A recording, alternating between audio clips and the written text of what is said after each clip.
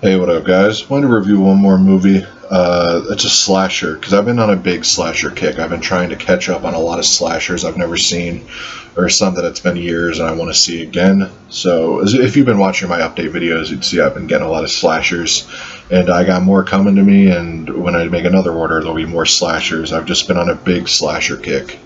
I've been kind of down on newer movies recently. Like, I'm not that impressed with new movies. The more I get them. Like, I'm still going to get the occasional ones that really pique my interest, but for the most part, I'm going to be sticking to buying old movies. Like, I'm just not going to be buying, like, blind buying that many new movies anymore.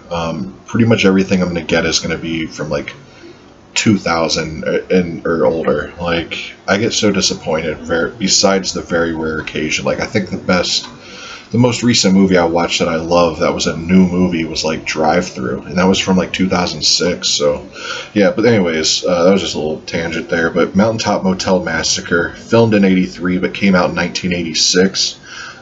Definitely a really underrated slasher, in my opinion. Like, I've heard nothing but people shit on this movie. I've never heard anybody really say anything good, which blows my mind. I don't know why that is, but I think it's a really underrated slasher. Yeah, you know who the killer is from the jump. It's this woman on the cover here, and I thought this woman wasn't even. I didn't think she was going to look like this. I thought this was just the kind of the cover, and then you get an old woman that looked more like that. But the old woman looks more like this, which really surprised me, and I was pleasantly surprised because I love that cover. And that's the only reason I got this version over the Vinegar Syndrome version. Like, I like Vinegar Syndrome as a company better, but they didn't use this cover, which really bummed me out. So I went on eBay and I found this for 15 bucks shipped. So it was a really good deal, and the slipcover is limited. So I mean, that don't really matter to me, but it is numbered. You can't really see too well there, but yeah, it's a really fun movie. I think if you haven't seen this, definitely do yourself a favor and seek it out. At least rent it if you're not going to buy it. But if you don't care about the cover art, I would recommend probably going with the Vinegar Syndrome one. I can't attest to how good the transfer is, but I'm sure it's better. Just because it's Vinegar Syndrome. They are my favorite company when it comes to transfers and quality. Um, yeah, but this movie essentially, you have this old woman who got released from a mental institution. She had killed her daughter, and she's back to running this motel. And then you get all these random people kind of staying at this motel, like a sleazy dude with these two hitchhikers that he picked up. And there's some other teenagers. There's like a couple on their honeymoon. And Evelyn, the old woman, she's kind of just going under the floor. Like, there's tunnels underneath this motel because they're like cabins, actually.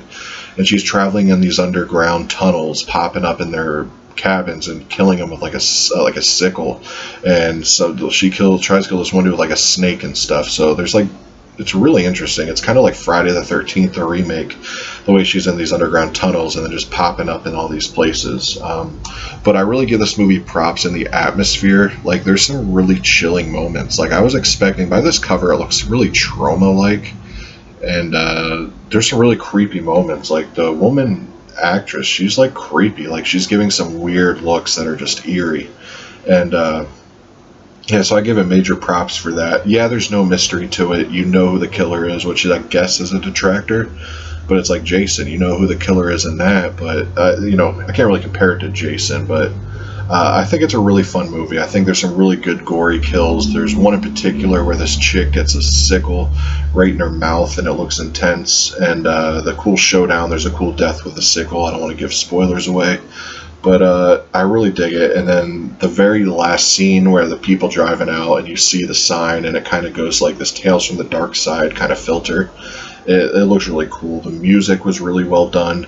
I have nothing but good things to say about this. I don't have many detractors of it at all. It's a quick 90 minutes, so there's really nothing bad to say about it. It's a fun slasher, worthy of a watch, worthy of the name. It's one of those ones I thought the name was going to be better than the movie. It deserves the name just the same way Slumber Party Massacre deserves the name. So, yeah, definitely check this one out. It's awesome movie. If you go with the 88 Films version or the Severin Films version, you'll be happy regardless. So just kind of pick whichever one you want based on transfers or special features or cover art. But thanks for watching, guys. See you tomorrow. Peace.